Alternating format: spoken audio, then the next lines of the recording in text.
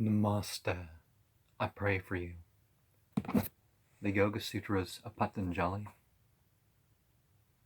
When the yogin has gained concentrated insight, the subliminal impression made by the insight is reproduced again and again. 50. The subliminal impression produced by this super reflective balanced state is hostile to other subliminal impressions. The subliminal impression arising from concentrated insight inhibits the latent impression from the emergent subliminal impression. After emergent subliminal impressions have been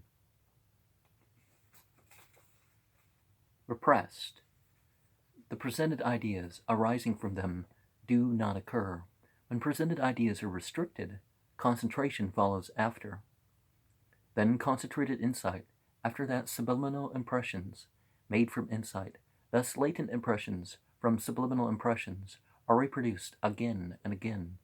Thus, first comes insight, then follows subliminal impressions. How is it then that this excess of subliminal impressions will not provide the mind stuff with a task? The answer is, these subliminal impressions made by the insight do not provide the mind stuff with a task, since they cause the dwindling of hindrances, for they cause the mind stuff to cease from its work. For the movement of the mind stuff terminates at the time of discernment, kyate. Let this be granted. Let the concentration consciousness of an object have reality as its object by the practice of the aforesaid means. But this concentrated insight may be obstructed by beginningless, emergent subliminal impressions, insofar as it is closely enveloped by them, like minute flashes of light from a lamp in the eddy of a whirling wind. To remove the doubt, he introduces the next sutra with the words concentrated insight. He recites the sutra 50. The subliminal impression produced by this is hostile to other subliminal impressions. The word this refers to the super-reflective balanced state. The word other describes the emergences.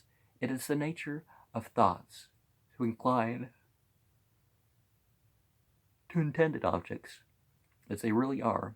This insatiability continues unsteadily only so long as it does not reach the reality, literally thatness. After reaching that, and because it has taken a stable position there, this idea from the subliminal impression does most certainly inhibit the series of ideas from subliminal impressions, which refer to what is not reality, even though this series is beginningless, and rolls on as the wheel of the series of fluctuations and subliminal impressions. And in this sense, outsiders also say there is no inhibition of the unviolated essence of a thing as it really is by contradictions, even though these latter be from time to time without beginning. For it is the nature of the mind to incline to things as they are. The objector would say, this may be true. We admit that, as a result of concentrated insight, there is a restriction of subliminal impression produced during the emergent state. Still there exists, uninjured, avakala, an excess of subliminal impressions, which is produced by concentration and which causes the generation of the concentrated insight. So the fact that the mind stuff has attacked still remains. With this in mind, he raises an objection. How is it that this, which removes with the words, these do not? For the work of the mind stuff is of two kinds, the enjoyment of sounds and other perceptible things, chabdade, and discriminated discernment. With regard to these two kinds of work, the mind stuff, when it has latent impressions of karma from the hindrances, proceeds to the enjoyment of the sounds and other perceptible things, but for the mind, of all of whose latent impressions of karma from the hindrances have been uprooted by the subliminal impressions arising in insight, and whose state is that its task is nearly ended. The only work that remains is the discriminative discernment. Accordingly, subliminal impressions from concentration are not the reasons why the mind stuff has enjoyment as its task. On the contrary, they are hostile to that. They cause the mind stuff to cease from its work. They make it incapable of that work, which has the character of enjoyment. This is the meaning why, for the movement of the mind stuff, terminates at discernment, since in order to enjoy mind stuff, moves until it experiences discriminative discernment. But when discriminative discernment has come to pass, hindrances cease, and it is no longer the tax of enjoyment.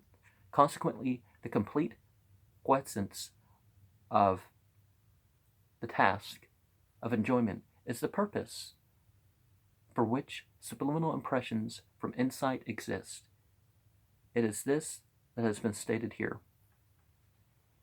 So remember, it's not the real self that suffers, it's the it's the interpretation of the self, right? What further does he gain? 51. When this subliminal impression also is restricted, since all is restricted, Yogan gains seedless concentration. This seedless concentration is counter not only to concentrated insight, but is opposed even to subliminal impressions made in insight. Why? Because the subliminal impression produced by restriction inhibits the subliminal impressions produced by concentration. The existence of subliminal impressions made by the mind stuff in restriction may be inferred from the experience of the lapse of time during which there is stability of the restriction, together with the subliminal impressions which arise out of the emergent and restricted concentrations and which are conducive to isolation. The mind stuff resolves itself into its own permanent primary matter. Therefore, these subliminal impressions are counter to the mind stuff's task and are not causes of its stability. Consequently, its task ended, together with subliminal impressions, which are conducive to isolation, and the mind stuff ceases from its task. When it ceases, the self abides in himself and is therefore called pure and liberated. The self that isn't fighting the task that it should be doing finds its peace. And may all selves that are doing the tasks that they should be doing experience such peace. He asks, what further? What does he gain? Since the mind stuff contains subliminal impressions produced in insight, it has, as before, insofar as it is capable of generating a stream of insight, a task to fulfill. Thus, to remove the task is something else, is still also required. This is the meaning. He gives the answer in the Sutra of 51. When this also is restricted, since all is restricted, seedless concentration.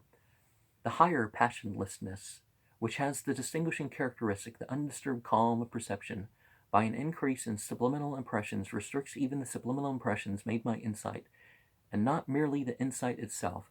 This is the meaning of the word even, since the whole stream of subliminal impressions, as it arises into consciousness, is restricted. Then, insomuch as there is no cause, no effect can be produced.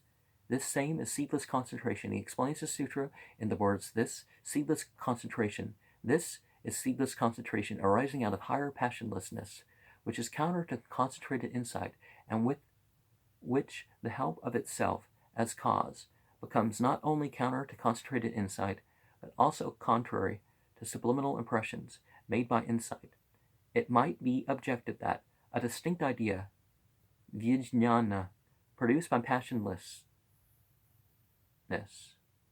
would, since a distinct idea is real, inhibit what is insight and nothing more. But how does it inhibit a subliminal impression, which is different in kind from a distinct idea? For evidently a man, even when awake, has a memory of the object seen in his dream. Therefore, subliminal impressions are not inhibited. You got the dreams from the self, that's most of it, the dreams from demons, and the dreams from God.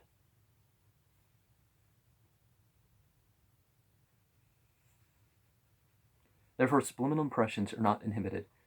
With this in mind, he asks, why? He gives the answer in the words produced by restriction. Restriction is that by which insight is restricted. It is the higher passionlessness produced from this. It is called a subliminal impression produced by restriction.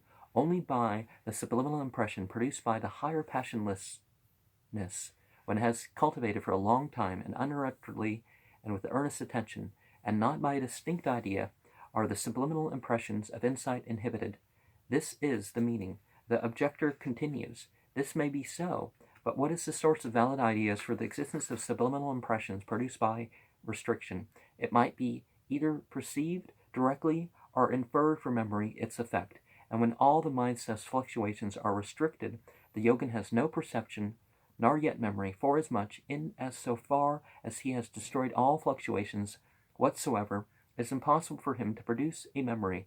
In reply to this, he says, in restriction, the stability of the restriction is the restricted state of the mind stuff. The existence of subliminal impressions is proved by an experience of the lapse of time in the periods of 8 and 40 minutes, or half a watch, or a whole watch, or a day and a night, and so forth. What he means to say is this: according to the degree of perfection and passionlessness, and in practice, perfection of restriction is experienced by the yogin, and the moment of the higher passionlessness, insofar as they are not related to each other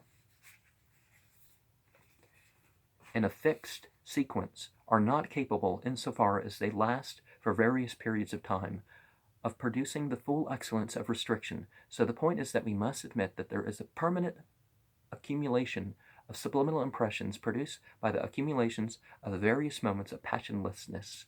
The objector says subliminal impressions from insight may perish, but why should the subliminal impressions from the restriction perish with them? Or if it does not perish, then the mind stuff would still have its task to perform. In reply to this, he says, out of the emergent. This is the analysis of the compound. Consciousness, concentration, has its tastya, both emergence and the concentration of emergence which restricts this emergence. The subliminal impressions arising out of these two are the subliminal impressions which are conductive to isolation. And these are the same as produced by the restriction. The subliminal impression of emergent insight are resolved into the mind stuff. Thus the mind stuff continues subliminal impressions of emergent insight. But the subliminal impressions from restriction lies asta in the uprooting in the mind stuff. Although this subliminal impression is uprisen, the mind stuff has no task to fulfill, for the mind stuff has its task to fulfill when it is bringing to pass the two purposes of the self, the experience of sounds, the other perceptible things, and the discriminative discernment. Such are the two purposes of the self. Well, you're finding your individual identity would be one thing, and serve your creator how the creator would want it would be the primary one would think.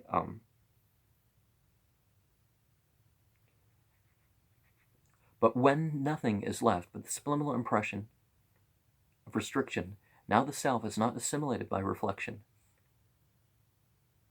Pratisam vidin, to the thinking substance. This is not one of the purposes of the self. On the other hand, in the case of the discarnate, and of those whose bodies are resolved into primary matter,